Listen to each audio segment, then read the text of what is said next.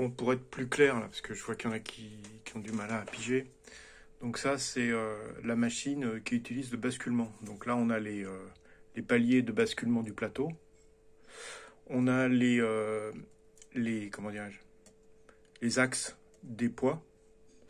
Donc là, j'ai fait une mesure à l'arrache. J'ai environ, entre ça et ça, j'ai environ 20 degrés.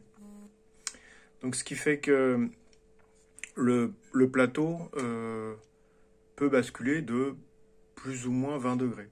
Voilà, parce que quand il atteint 20 degrés, en fait, quand il bascule dans ce sens-là ou dans l'autre sens, les poids vont arriver à l'horizontale, en fait.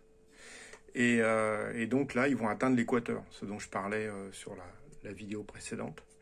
Et quand ils atteignent l'équateur, bon, bah, ils émettent plus de poussée, évidemment, parce qu'ils sont au maximum par rapport à l'excentrement de la périphérie. Et donc, la force centrifuge ne joue plus.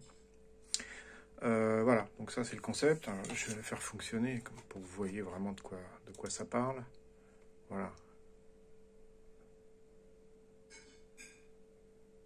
Voilà, donc là, il y a un système, il y a un embiellage, ici sur le côté, qui récupère le mouvement de la poussée des masses.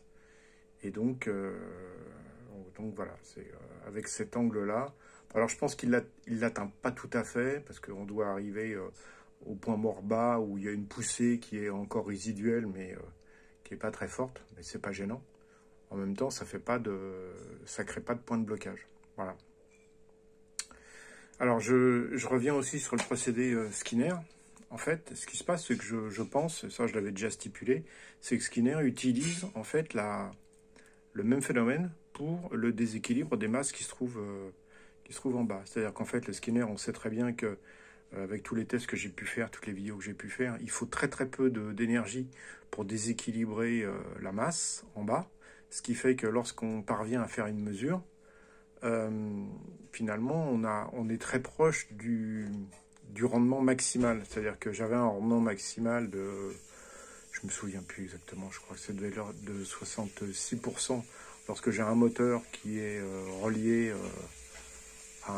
au générateur. Et lorsque je mets l'équipage mobile avec la masse en bas qui est très très lourde, j'entraîne l'ensemble et je me retrouve avec un rendement qui est similaire, 66%. Donc ce qui fait que en fait la masse est un facilitateur de mouvement et donc en fait j'ai besoin de très très peu d'énergie pour la déséquilibrer. Et donc là on voit très bien que j'ai un bras qui a un angle avec une masse, ce qui fait que ça, quand ça se met à tourner, en fait ça va avoir tendance à se redresser grâce à la force centrifuge. Et donc je pense que parvenu à une certaine vitesse, on a l'énergie dont on a besoin pour entraîner cette masse vis-à-vis de l'effort qu'elle est capable de produire, ajoute quelque chose qui va faire qu'on va récupérer une énergie importante. Voilà. Je pense que le principe Skinner en fait est lié à ce qui crée le déséquilibre de la masse qui se trouve en bas. Et en fait, ce déséquilibre se fait grâce à la force centrifuge, tout comme on peut l'observer ici.